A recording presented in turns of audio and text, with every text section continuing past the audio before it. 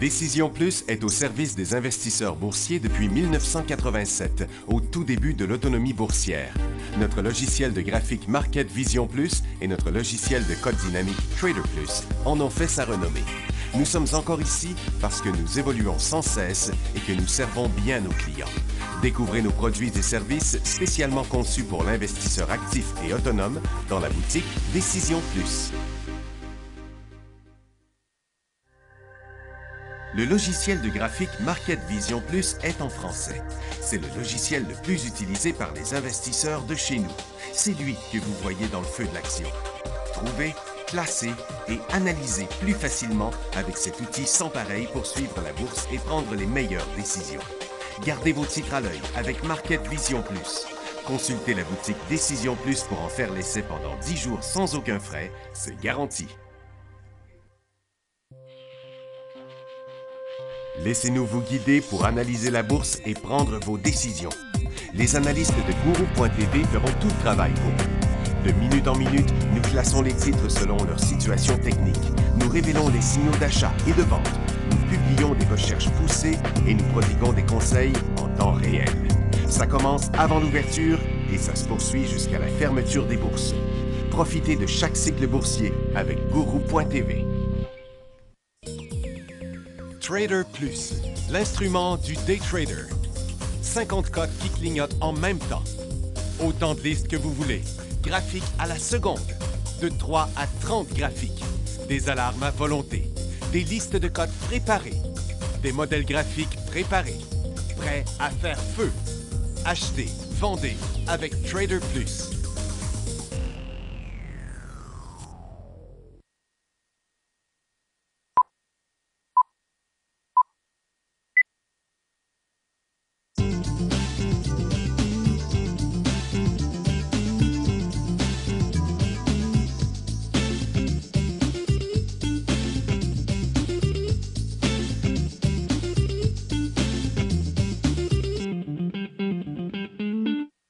Feu de l'action, jeudi le 2 février. On a des marchés qui sont plutôt stables depuis ce matin. TSX, c'est le plus intéressant depuis hier, midi 30. On voit qu'on est dans un beau cycle haussier, mais on n'a pas passé le sommet d'hier. Excusez-moi, Nasdaq est aussi légèrement positif. On n'a pas passé le sommet d'hier. Le DAR vient de repasser négatif, mais on va dire la vérité, là, que ce soit positif ou négatif en ce moment, ça change très peu. On a des petites corrections depuis 15-20 minutes là, partout. On avait eu une poussée avant. Donc, il ne se passe strictement rien sur les marchés. Puis si je viens vous montrer ça, il ne se passe strictement rien dans le graphique quotidien non plus. Complètement neutre. On peut voir le support comme ça, mais je pense qu'il faut voir le sommet ici. Parce que même si on faisait une cote ici, si on ne fait pas des nouveaux sommets, ça ne sera pas super crédible. Même chose pour le SPY. On pourrait avoir un décollage ici. Je pense que ça serait préférable de voir le sommet être brisé. Puis à la baisse, ben, c'est assez difficile. Là. Je pense que même à 225, ça serait timide comme baisse. Donc pour le moment, on est en mode attente. Toronto, on a testé 2 fois le creux. Double. Puis en ce moment, on pourrait avoir l'impression qu'on pourrait repartir à la hausse. Mais c'est 20 points, puis on retourne à la baisse, puis on dirait oh, plus de danger. Donc, aucune direction en ce moment. Par contre, je dirais même depuis début 2017, aucune direction nulle part. On a eu une grosse cote à la baisse au début de la semaine avec l'immigration aux États-Unis. Depuis ce temps-là, c'est le calme plat, je dirais. Donc, il faut attendre. L'intrascience est un peu plus intéressant dans ces conditions-là. Si on a des positions d'ouvert dans notre portefeuille, il faut être patient avec. Quand on a l'opportunité de prendre un profit, je pense qu'on devrait le faire maintenant.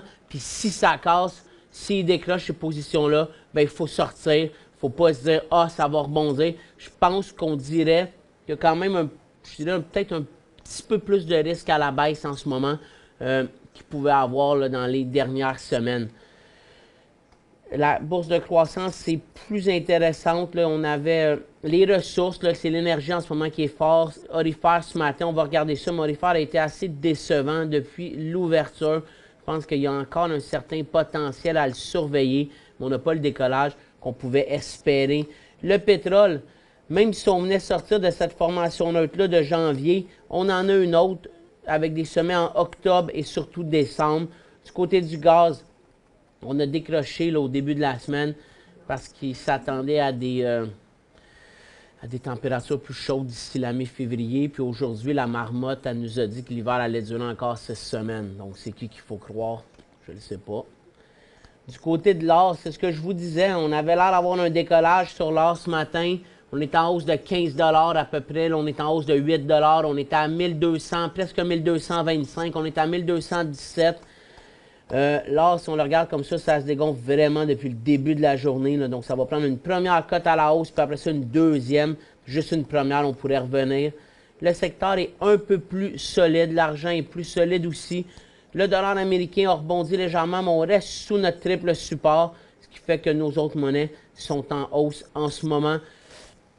On n'a aucun secteur haussier. On a toujours la consommation de base qui est en baisse, puis tous les autres secteurs sont neutres.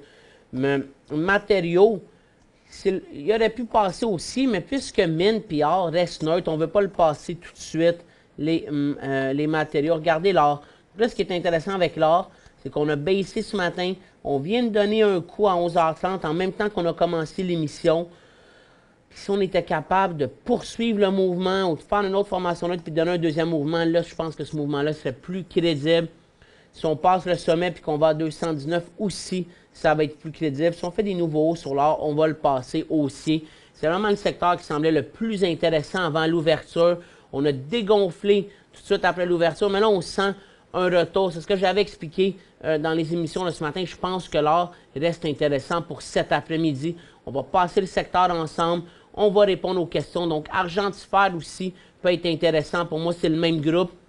C'est juste que dans les titres argentifères, ils sont un peu plus solides. Ils avaient donné un premier coup mardi, puis ils sont plus, c'est pas des continuités haussières très fortes, mais sont moins en position de décollage comme les titres d'or peuvent l'être. Donc l'or, c'est vraiment intéressant. Mine, on est en correction. Tech avait l'air beau ce matin, c'est dégonflé. First Quantum se dégonfle. Freeport était légèrement négatif. Il y avait juste Alcoa dans le secteur Global Base Metal qui était en élan haussier ce matin, qu'on va retourner voir. Après ça, on a Finance complètement stable, Techno aussi. Télécom est en baisse à cause des résultats financiers de Bell. On va laisser ça neutre pour l'instant. Industrie, on revient au support, complètement neutre sur les services aux collectivités. CD aussi. Santé, c'est le plus beau secteur ce matin, tant au Canada qu'aux États-Unis. C'est là qu'on avait le plus d'opportunités. C'est le premier secteur qu'on va regarder ensemble. Avant ça, on va aller regarder nos nouvelles rapidement. Si on avait plusieurs résultats financiers, Facebook, qui a eu des bons résultats, mais ça ne semble pas être suffisant pour le faire vraiment décoller. Aujourd'hui, Merck en forte hausse.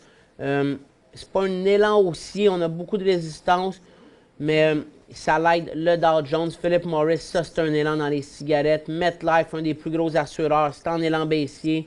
Ralph Lauren, il y a eu des bons résultats financiers, mais ils ont annoncé que le CEO, le président, quittait l'organisation. C'est juste pour ça que le site est en baisse de 11 %. C'est toute une baisse. C'est un nouveau bas depuis 5 ans. Ça ne va pas très bien depuis 2015. Les détaillants ils ont de la difficulté. Je pense qu'Amazon gruge beaucoup de parts de marché. Ferrari, on était en décollage ce matin. Nokia, c'est un léger rebond. Sony, assez fort. On en a parlé un petit peu pour l'intra-séance ce matin, là, mais ça n'a pas fonctionné. On a eu un deuxième mouvement, mais c'est flat depuis. Je pense qu'il faut oublier ça. Puis Bell, comme je vous disais, on est en baisse au support dans notre couloir baissier depuis août. Mais on reste dans notre longue tendance haussière. Donc, c'est un point vraiment important. Si on passe aux alentours des 56,50, on inverse la tendance des 3 dernières années. Puis on pourrait se rendre à 52,50 à ce moment-là. On avait une nouvelle sur PDC, mais c'est pas important. Puis Med Johnson pourrait se faire acquérir par une compagnie qui est cotée sur le OTC. C'est Redkit Benckiser pour 15 milliards de dollars ou 90 $ par action. Puis Costco, ils ont annoncé des fortes ventes de magasins comparables. 7 % en janvier versus 3,9 qu'on s'attendait. On s'en va au bumper. Après ça, on va voir nos secteurs.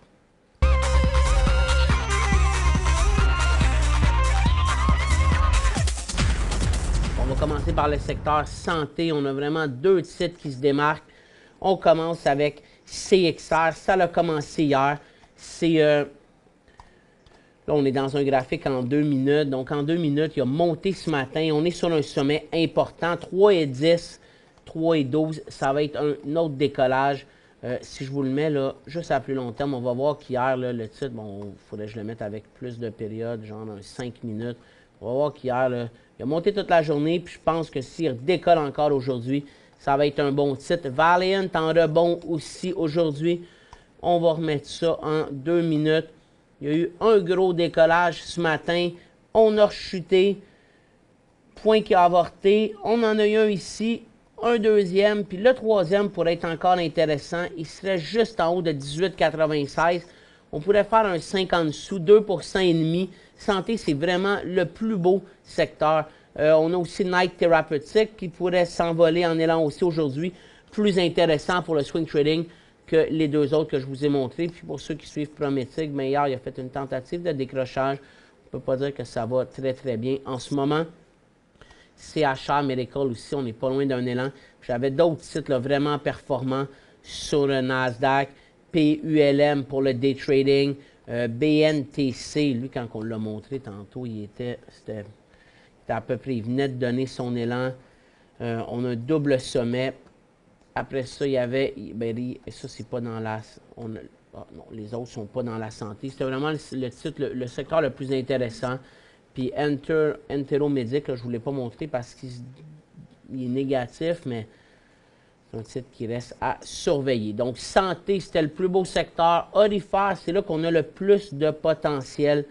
Puis c'est ça qu'on va regarder ensemble. Donc, ça commence avec Pretium Ressources. C'est le seul qui est vraiment en élan. On ne l'a pas encore mis parce que j'aimerais ça, là, qui donne un deuxième décollage. Mais à 14,55, on a un deuxième point d'entrée. Cisco Gold Royalty, lui, il était plus en élan hier, mais après ça, Semafo. Alastair Gold, c'est un de mes préférés, moi, je trouve, parce que je trouve que son graphique, là, en hebdomadaire, il est intéressant. On pourrait briser une longue résistance. Puis, on a du potentiel si on décolle. Je le trouve assez intéressant. Si on vient réduire la cote ici, on n'a pas une grosse cote ce matin. Il faut que ça donne un autre coup sur l'or à la hausse pour que ça soit intéressant, mais c'en est un des beaux. J'aime aussi Cisco Mining, Gold Corp, on n'est pas loin d'un élan. Yamana, Sandstorm, Eldorado, on a tellement de titres neutres dans l'or. C'est ce qui fait le secteur le plus intéressant. Secteur minier, bien, on avait turquoise hier qui poussait. Ce matin, on pouvait penser qu'elle allait continuer à dégonfler. Tech, on pouvait penser qu'il pourrait retourner vers les 35 $. Ça n'a pas été le cas. Copper Mountain, lui, a tout repris. Ça, c'est bien. Les plus beaux titres, mais qui ne bougent pas en ce moment, c'est Ivanhoe Mine, Northern Dynasty, puis Hudbay Mineral. Ça, c'est les plus beaux. Sherritt avait l'air beau ce matin. Là, il aurait fallu qu'on aille à peu près vers les 1,55 $ pour qu'il décolle. Et c'est ça. On va aller voir maintenant les Américains. Donc, Freeport qui reprend. Lui, il est à surveiller. Puis le secteur de cuivre va être à surveiller si on faisait des nouveaux hauts sur Freeport. Pour le moment, ce n'est pas le cas. Je vous l'ai dit, le plus beau, c'est Alcoa. Il a dégonflé un petit peu, là, mais c'était le seul titre dans le métaux de base qui était en élan. On a fait un beau mouvement ce matin, mais là, on est dans le couloir baissier. Il faudrait repasser en haut vers les 38,25 pour reprendre le cycle. Aussi, secteur énergie, pétrole est stable. Le secteur est en léger rebond. Honnêtement, à part Bonavista, qu'on a dans le day trading depuis ce matin, là, tout un mouvement depuis 10h30, il n'y a rien dans ce secteur-là. Je trouve qu'il vaut la peine de surveiller. Trican est solide, mais après ça, c'est des rebonds uniquement. Là. On ne veut pas venir transiger Pembina, on ne veut pas Keyera, on ne veut pas transiger Parex. Regarde, TransCanada a tout perdu sa hausse qu'il y avait sur l'annonce de Trump parce que TransCanada il a dit après qu'il y avait 50% des chances qu'ils se construisent réellement le pipeline, que les conditions avaient énormément changé depuis 2014 quand il avait fait la demande au président Obama pour recevoir le hockey puis qu'il l'avait poursu. Les États-Unis produisent plus. Les investissements en énergie renouvelable sont énormes aux États-Unis, même si Trump ne veut rien savoir de ça. Les entreprises, eux autres, qui investissent énormément là-dedans. Ça fait que le pétrole, les pipelines de cette envergure-là, puis on parle d'un projet d'à peu près 15 milliards pour TransCanada, si les prix n'ont pas augmenté encore, bien, il faut que tu sois sûr de ta shot. Là. Tu ne peux pas te permettre d'investir 15 milliards si les raffineries puis la demande pour ton pétrole à toi n'est pas là.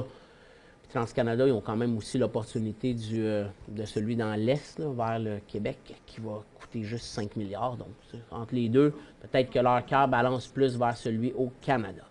Puis après ça, on a d'autres rebonds comme ceux-là. Donc, vraiment, énergie, pour moi, c'est à avorter.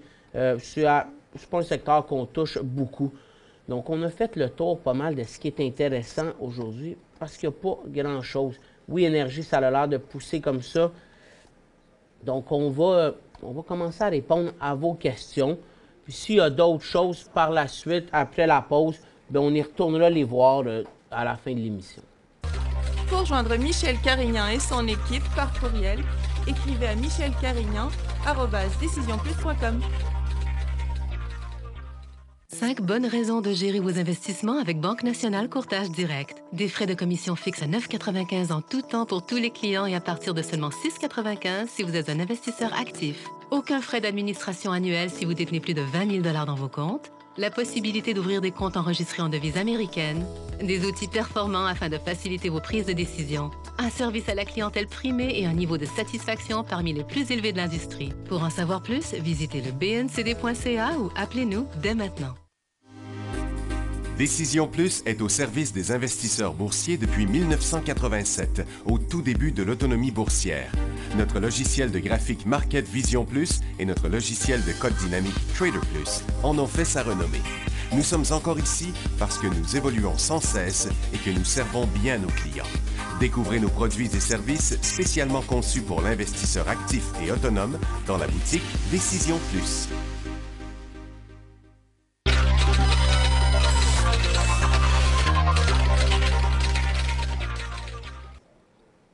J'en ai de regarder les questions. Je vais en écrire quelques-unes. Donc, on commence avec la première. Acheter ECS à 85 sous. Bon, vous l'avez probablement acheté, donc ici, c'était quand même le surlendemain de l'élan, mais il n'y avait pas beaucoup de différence. Le prix de sortie est à 80 sous si on suit la ligne de tendance, puis il est sous les 77 sous, à 77-76 si on ne suit pas la ligne. Le secteur EcoBal Solutions, ça, je ne sais pas c'est dans quoi qu'ils sont. On est dans un couloir haussier. Il faut juste être patient. FIU, que devient-il? Ben, je viens de vérifier, là, il a été acquis par Algo Gold Resource et ça s'est fait le 29 octobre. Donc, FIU, il ne transige plus. Je n'ai pas les détails sur la transaction. Ça devait être une transaction par action ou en argent. Donc, si vous en avez du FIU, soit que vous avez reçu de l'argent, soit que vous avez reçu des actions de Algo Gold. NIF.UN, Noranda Income Fund. Ah, j'ai pas vu l'explication hier. Je vais essayer à la prochaine pause d'aller le voir. Puis après ça, on va aller voir ETRM achat. C'est ça, bon, mais lui, j'en ai parlé. Achat à 7,58. Vous en avez acheté 300. Ça, là, c'est le genre de titre que s'il décolle, il ne faut pas hésiter à prendre un profit. Oui, là, ça a l'air fou, là, puis on espère toujours qu'il va faire ça. Mais regardez aussi à la vitesse qu'il a fait ça. Puis regardez les autres jours, le 20 puis le 23, ça avait l'air beau, ça l'a dégonflé. Donc, juste là, vous faites, peut-être que vous vous dites que vous ne faites pas assez d'argent en ce moment, là. 7,58, vous faites 23 sous. C'est pas énorme pour un titre comme ça. Premièrement, si on retourne à 7,58, 7,55, j'hésiterai pas à sortir de la position. Ça, c'est la première chose. Ou en tout cas, maximum 7,50, là, où on briserait le support d'aujourd'hui. Moi, ça serait ça mon point. Je ne voudrais pas perdre plus que ça avec ce titre-là. En plus, ça va correspondre à peu près à la ligne de tendance. Donc, 7,50, c'est le point minimum. Puis à partir là, de 8,50, 8,60, moi, je penserais, là, si je le reverrais décoller à au moins un premier profit pour vous donner une marge de manœuvre. ITGR, est-ce le moment d'achat? ITGR, est-ce le moment d'achat? Donc, l'achat exact, c'était mardi. C'était là qu'il y avait l'élan haussier. C'est dans la santé. On a quand même une résistance importante ici. Donc, c'est là qu'on voit qu'il a arrêté aussi. Je vous dirais que l'élan, c'était plus voilà 2 jours. Peut-être que je le surveillerais puis j'attendais un prochain point vers les 34 $. Que penses-tu de FMS Focus Metal, si ma mémoire est bonne? Focus Metal, je pense qu'il va changer, je pense qu'il change de nom, le titre. je veux pas dire n'importe quoi. Là. Dans ma tête, c'est soit dans les métaux rares. On va aller voir dans notre liste des métaux rares s'il est là, FMS. Il n'y a pas l'air là. Donc, je ne suis pas certain c'est dans quoi d'abord. Sinon, ça serait uranium, mon autre liste, mon autre guest. Je vais aller voir dans uranium. FMS, il n'est pas là non plus. Donc, je ne suis pas certain dans quel secteur il est. Je pense que vers les 10 sous, ouais, on pourrait le voir comme un... Ça ne serait pas un super bel élan aussi. Là. Si hier, il avait touché 10 sous, on dirait oui.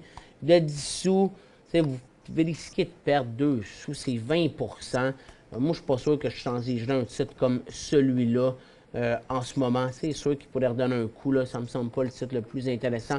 GIB, est-ce un achat? CGI, GIB.A. Il y avait ses résultats financiers hier. Bon.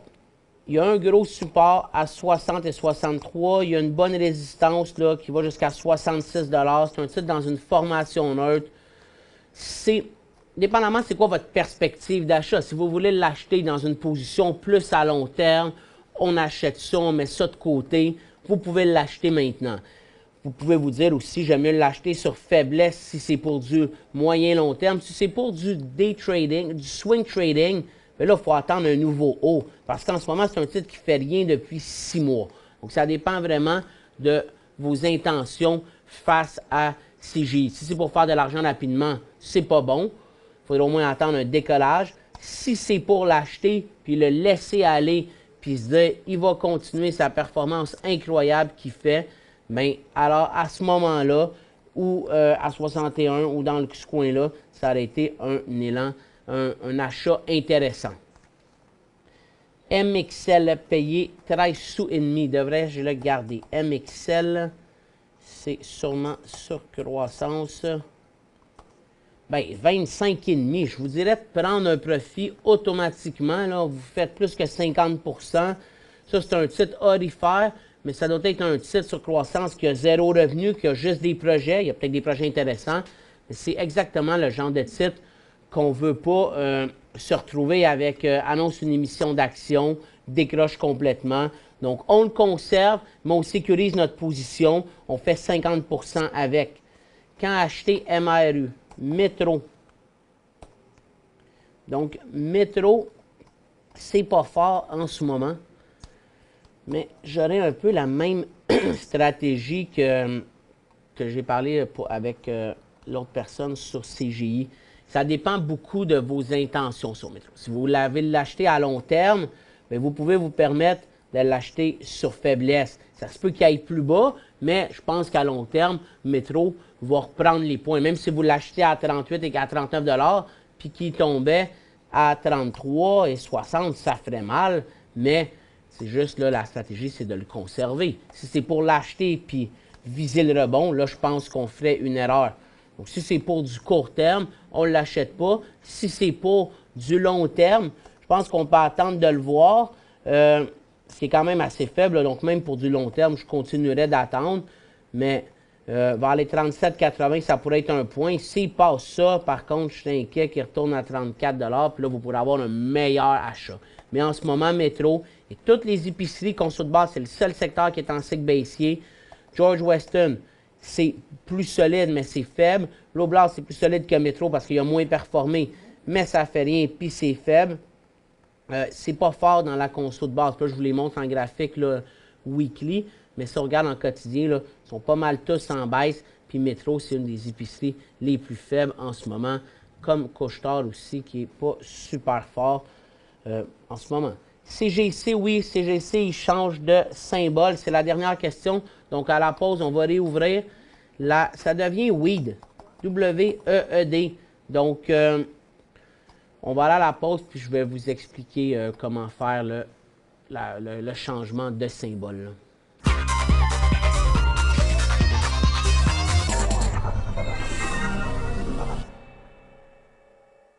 5 bonnes raisons de gérer vos investissements avec Banque Nationale Courtage Direct. Des frais de commission fixes à 9,95 en tout temps pour tous les clients et à partir de seulement 6,95 si vous êtes un investisseur actif. Aucun frais d'administration annuel si vous détenez plus de 20 000 $ dans vos comptes. la possibilité d'ouvrir des comptes enregistrés en devise américaine, des outils performants afin de faciliter vos prises de décision, un service à la clientèle primé et un niveau de satisfaction parmi les plus élevés de l'industrie. Pour en savoir plus, visitez le bncd.ca ou appelez-nous dès maintenant. Laissez-nous vous guider pour analyser la bourse et prendre vos décisions. Les analystes de Guru.tv feront tout le travail pour vous. De minute en minute, nous classons les titres selon leur situation technique. Nous révélons les signaux d'achat et de vente. Nous publions des recherches poussées et nous prodiguons des conseils en temps réel. Ça commence avant l'ouverture et ça se poursuit jusqu'à la fermeture des bourses. Profitez de chaque cycle boursier avec Guru.tv.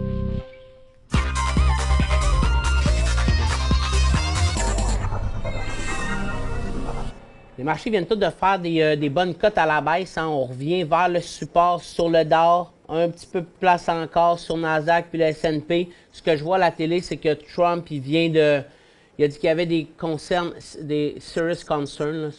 Il y a eu donc, on peut dire qu'il y a des interrogations face à l'ALENA, au libre-échange entre le Mexique et le Canada. Il dit en ce moment, c'est parce qu'il en parle en ce moment, c'est ça que je vois à la télé. Là. Il a dit que c'était une catastrophe pour les États-Unis. Je pense que moi, c'est ce qui inquiète le plus les marchés en ce moment. Puis, comme on a parlé dans Guru au début de la semaine, là, comment que j'interprète ça, c'est qu'il y a eu le ban, là, je ne sais pas comment dire ça en français, là, mais sur l'immigration, les 7 pays qui interdisent l'entrée à des musulmans, c'est pas ça qui inquiète le marché. Le marché a chuté là-dessus parce que le marché, il se dit, s'il fait ça, par contre, ce qu'il faut voir, c'est que Trump, il fait tout ce qu'il a annoncé pendant sa campagne. Là. Il bullshit pas. Il a dit qu'il allait construire un mur, il va le construire. Il a dit qu'il allait protéger ses frontières puis qu'il fallait empêcher les musulmans de rentrer aux États-Unis.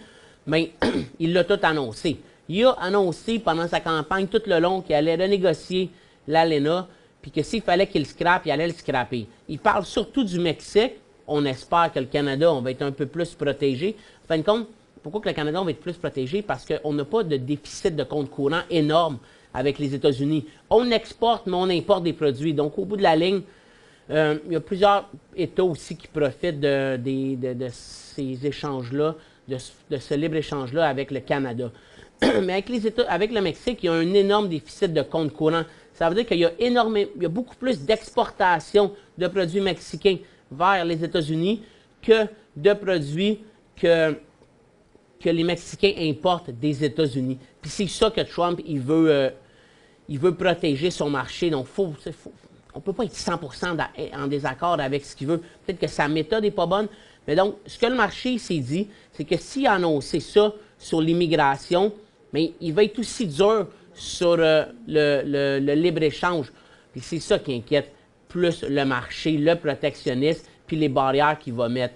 Donc, je pense que ce que le marché se dit, c'est s'il était game de faire ça, bien, il va être game aussi là. Puis ça, c'est ce qui inquiète le marché. Puis là, il est en train d'en reparler, puis on voit que le marché se corrige automatiquement là-dessus. Donc, ça, c'est ce qui inquiète le plus le marché. La renégociation du traité de libre-échange, puis le protectionniste, puis en fin de compte, est-ce qu'il va réellement mettre un tarif par rapport aux produits qui sont fabriqués au Mexique? Est-ce qu'il va le faire aussi pour la Chine?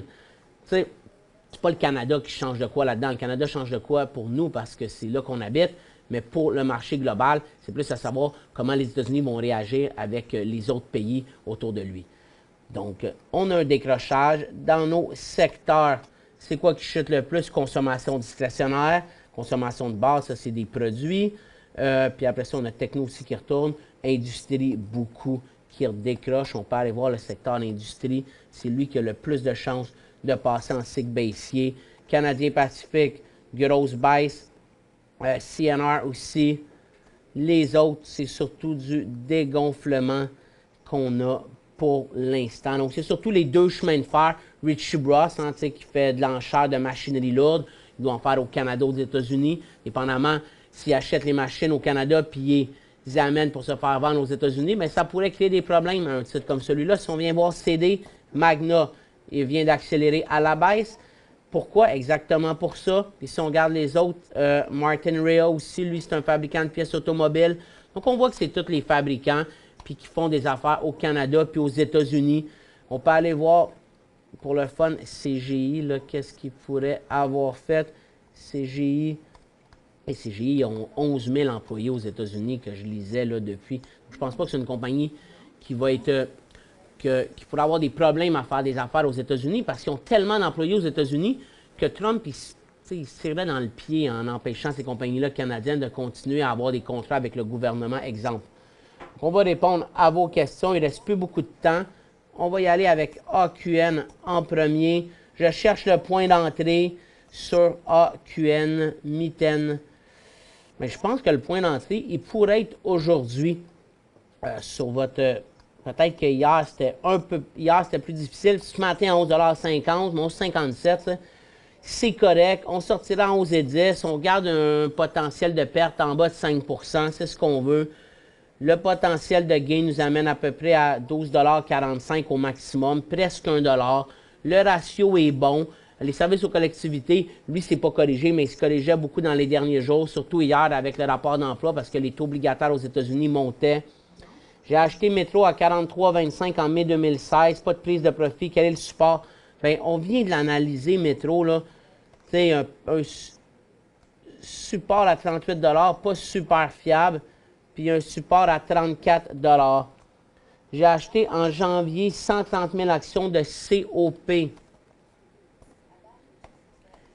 COP, c'était sur croissance, probablement sur Toronto. OK, à 3 sous, il est sur un support. Bien, en tout cas, moi, si j'en avais avec vous, je prendrais un profit. Je ne sais pas si vous en avez 130 000 actions. Le titre a l'air solide, mais vous faites 5 fois votre mise. Mais puis, il est sur quand même une énorme résistance. Moi, je prendrais un profit. J'en garderais quand même pas mal. Vous n'êtes pas obligé d'en vendre tant que ça. Puis, vous allez quand même couvrir votre investissement puis faire un petit peu d'argent. Donc, ça fait ça ma stratégie. HVU, là, de ce temps-ci, est assez décevant. Donc, je ne me fierais pas sur HVU à dire achat parce qu'il est au creux. J'ai l'impression qu'il pourrait continuer à chuter. Le vrai VIX a fait encore un nouveau bas ce matin avant de rebondir. Ça a l'air tentant comme ça de dire c'est sûr que ça va rebondir, mais il n'est pas très performant. Moi, puis ça se peut qu'il y ait une journée qu'on arrive et que le marché perde 100 points puis que lui monte de 15 %. Mais c'est difficile à dire en ce moment. Si vous l'achetez en 11,36 $, il faut vous donner un point à la baisse que vous sortez absolument. Ça pourrait être 11 $. Ça va vous faire une perte de 3 sous. IMV Toronto, j'ai répondu à ça ce matin sur Guru. Ce que j'ai dit, là, ce titre-là, c'est une grosse formation neutre. Là, il pousse. Même s'il décollait aujourd'hui, moi, je ne l'achèterais pas. Parce que ça va être dur de sortir de la position avant 65 sous. Puis j'aurais peur à ces niveaux-là qu'à partir de demain, ils repartent vers les 65 sous. C'est ça qu'il fait depuis septembre. Monte, baisse, monte, baisse. J'aimerais mieux qu'il se stabilise puis qu'il nous donne un élan à 82,5. Pour du long terme, Bombardier. Ben, pour du long terme, Bombardier, je serais à l'aise avec vous. Je serais à l'aise avec vous sur du long terme pour Bombardier. On est quand même directement sur la tendance, mais j'aimerais mieux l'acheter là pour du long terme que d'attendre qu'on brise. Je pense que Bombardier sont quand même sur la bonne voie. Là. Ils ont passé tous les gros problèmes. Je pense qu'on attend. Je pense pas qu'il va. Ça me surprendrait qu'il y ait une injection du gouvernement fédéral, là, même si ça pourrait se faire avec le budget en mars, là, mais je pense que ça me semble mort. Bombardier, me semble. Ça fait longtemps qu'on n'en a pas entendu parler, là. Mais des fois, pas de nouvelles, c'est des bonnes nouvelles, surtout, je pense, dans le cas de Bombardier. Puis si jamais ils nous annonçaient un gros contrat, bien, tant mieux. Je viens de voir qu'on a passé le début, la fin de l'émission. Donc, on se revoit demain, même heure, 11h30, le 3 février. Je vous souhaite une bonne fin de journée.